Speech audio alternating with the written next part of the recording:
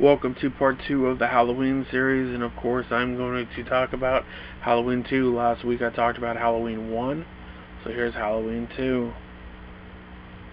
So the movie kicks off right where the first one left off. Michael Myers is on the loose, and you get to see a couple scenes of Loomis interacting with the sheriff, and then it goes to a really cool scene of just kind of cheap scares until Michael appears in this woman's house, and this girl's on the phone, and then she gets stabbed in the eye. So from there, you get to get reacquainted with Laurie Strode, with Sheriff Brackett. You get to see the new cop that'll take over because Brackett's really not in the movie that much. And then we're introduced to the new characters that are in Haddonfield Memorial Hospital, which is where about 85% of the movie takes place, is in the hospital. There's a couple of the scenes of Loomis in the Myers house, talking really in deep. You get a lot of backstory of Michael Myers, and you really get to see, and something that most people will not realize in the opening scene when they first see the hospital, the little kid that's walking through actually has a razor blade in his mouth, because back in the 80s that happened where little kids would bite into candy not knowing what was in it. There's a razor blade. So in here, of course, Halloween 2 has a lot of memorable deaths. But let's go get introduced to the characters as they're going around. One of the funniest things to me is the doctor that's there is actually hammered. He's drunk. That's why they keep giving him coffee, trying to sober him up, even though he has to put Laurie under to go do a surgery. So would you really want to have a drunk doctor really taking care of you? Well, in my opinion, I really wouldn't want to have that happen. So from that point on, Michael finds out Laurie's at the hospital through radio, and he walks there.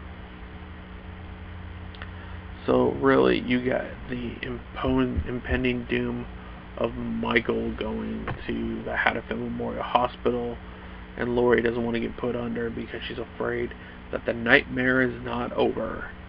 And the nightmare is not over because Michael ends up getting into the hospital, and the first person to get it is the cop, the sheriff, the security guard, who should have been paying attention instead of watching horror movies on the screen.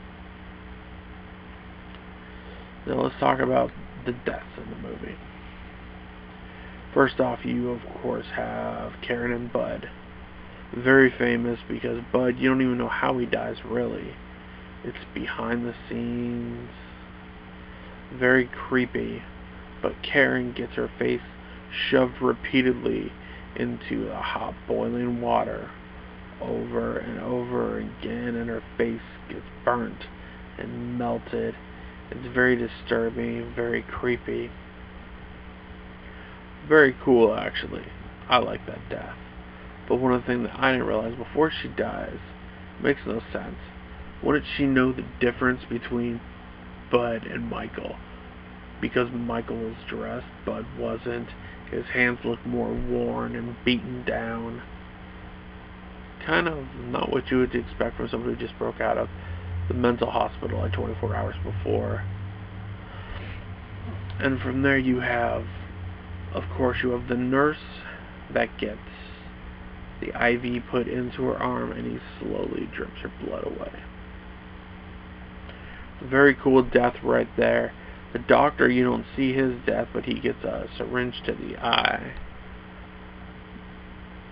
And the most famous one is the nurse that gets stabbed, lifted up in the air, and both of her shoes fall off. But this movie is more about cat and mouse, because once everybody starts to get killed off, you have the cat and mouse between Michael and Laurie, and this is the first time you hear Sam Hain. There's a sequence when Loomis goes to the hospital, and there's innuendos for what will happen later, and that is, you really get to see Sam Hain written in blood on the chalkboard, a knife through a picture of his sister, because in this one you find out Michael Myers is Laurie's older brother. So it makes sense for them to do that. And of course, I can't be remiss if I miss what happened earlier, where the fake Michael Myers walking through gets hit by the car and the the fire, because later on it's an homage to the end of the movie. But I'll get to that in a second. So Loomis finds out there's a secret file that really showcased Lori. This file was hidden by the courts, and that Michael is her brother, which makes more sense why he would come to Haddonfield, why he would stalk, why he wanted to kill Lori. He wanted to finish what he did all those years ago. So as it progressed, you see Lori basically go through hell just to try and get away from Michael.